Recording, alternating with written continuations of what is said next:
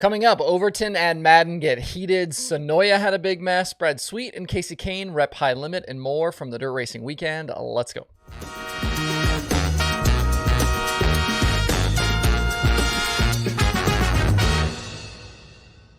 It's Monday, March 6th. I'm Justin Fiedler. This is Dirt Tracker Daily. There's some weeks where I work on a Monday show and I've got to try and find different angles, different things to talk about. And then there are Mondays like today where the story from the weekend just basically writes itself. I'm going to start with the Sunday Southern All-Star Show at Cherokee Speedway. 29 cars, $20,000 to the winner, and the name lived up to its billing, March Madness. Michael Brown and Mike Marlar started on the front row together, and Marlar was in control right away. Things didn't get spicy, though, until the second half of this one. As has been commonplace at Cherokee in the past, tires became an issue later in the 50-lapper. There were numerous cautions inside 20 to go for flats, and that's when things got exciting. Both the top two would drop out of contention with tire issues, and we ended up with a dust-up between Chris Madden and Brandon Overton. On one of those restarts, Madden lost a tire out of 4 and slid up the track, collecting Overton. The two were animated at each other on the track, and the fireworks continued after both pulled off. This video is from Logan Sparks on Facebook. Madden emerged from his car with words for Overton. Then Overton gets out of the well 76 as the disagreement continues. As you can see on the screen here, there were some belly bumps from Overton. There was a shove or two. There's some choice language, and it took several minutes and a visit from the Cherokee County Sheriff's deputies on hand before things were able to finally dissipate. Afterwards, Madden declined comment, but Overton told Robert Holman, quote, "We're magnets. Every time we're around each other, we're going to run into each other every time. It don't matter where we're at. We could be in North Dakota, and it's the same shit every time," unquote. Certainly not uncommon to see shenanigans like this at dirt races, but it was interesting for it to happen between two high-profile guys. You don't normally see things devolve to this point between some of these guys like this. And I mean, over the last couple of years, these are two of the winningest drivers in dirt late models. In the end, though, the issues for Marlar, Brown, Overton, and Madden elevated Chris Ferguson from 5th to the lead, and Fergie basically didn't have to do anything for it. Fergie held on over the final laps to score the win, and he did so in his new Longhorn chassis. His cousin Carson Ferguson finished second, with Georgia driver Caleb Gay going 25th to 3rd. And really, that Sunday show at Cherokee capped off a wild weekend that also included a mess on Saturday night at Senoia. The Spring Nationals opened their season Friday at Swainsboro, with Brandon Overton leading 44 of 53 laps to score the $10,000 win over pole sitter Sam Seawright and Mike Marlar. The whole group, though, then moved to Senoia on Saturday for what was supposed to be another $10,000-win show. But more than half the field was loaded up before heat races even started. The track dealt with a lot of rain all winter, and it sounds like the surface threw them a curveball on Saturday night and turned into a rutted-up mess. A number of guys, including Overton, Marlar, Shane Clanton, and others, decided it just wasn't worth it and packed their cars up. The 43-car field was just 18 by feature time, and at the end of the main event that was shortened from 53 to 35 laps, only 6 cars were running.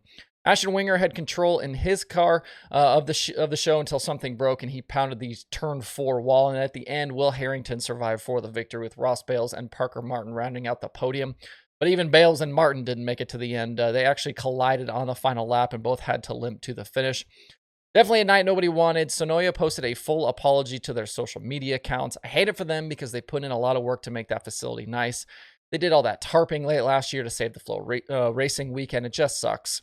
I hope the fans and competitors don't give up on them because of it. I'm sure there were some upset people, though, at the place. Obviously, we know a lot of the competitors were not happy, but I think Senoia is better than that, and I think they'll learn from this and be better for it in the future.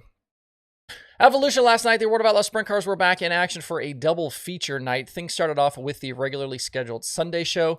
They then re-racked everything and ran the dash and feature that were left over from the final Dirt Car Nationals night a few weeks ago. Gio Scelzi and Buddy Kofoid led the field to green from the front row, with Scelzi leading until lap 9. Carson Macedo moved up from 3rd to take the top spot in traffic on lap 10, and that was it. Macedo drove on to his first Outlaw victory of 2023. Behind him, Scelzi and Kofoid fell out of contention after contact on a late restart, where Kofoid actually climbed Scelzi's left rear.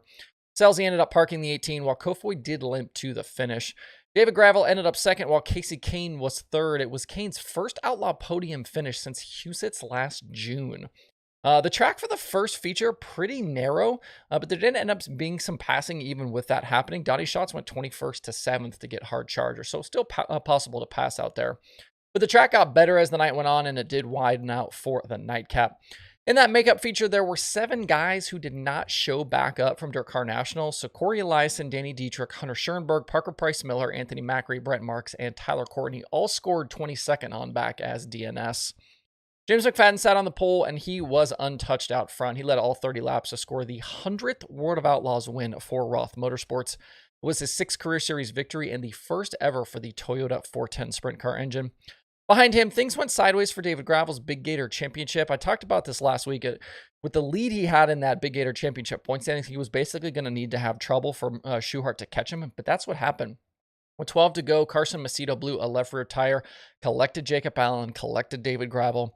I think all 3 crews did pretty miraculous work to eventually get all of them back out of the work area. Gravel's car had broken shocks, it had bent header pipes, there was wing damage.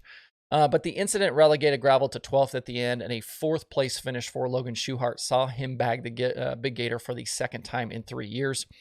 Behind J-Mac out front, Brad Sweet and Brian Brown rounded out the podium. I definitely think McFadden started the season on the hot seat here at Roth, and hopefully this early victory should lower the pressure on him just a little bit. I am glad, though, that he didn't get the boot. He's super talented. I think he deserves to be out full time. With 4 races now complete, Gravel has a slight 4-point advantage over Schuchart in the World of Outlaws standings. Schuchart is the only driver with top 5s in all 4 races so far this season. And he, Sheldon Haudenschild, and Carson Macedo are the only 3 drivers with 4 top 10s. Tonight at Volusia, they'll do it all over again with another full program. You can watch that one live on Dirt Vision if you are not nearby. One other note from last night, hat tip to Kyle Knapp on Twitter for pointing this one out. Did you notice both Kasey Kahne and Brad Sweet had the High Limit Series logo stitched on their fire suits next to the World of Outlaws Series logo? The patches were there for Dirt Car Nationals too, but I missed it from a few weeks ago. It's an interesting little wrinkle here between the drivers in the series. Maybe a subtle little kind of rebellious move, plus the chance at some guerrilla marketing for their series on Dirt Vision. This Outlaw vs. High Limit saga continues.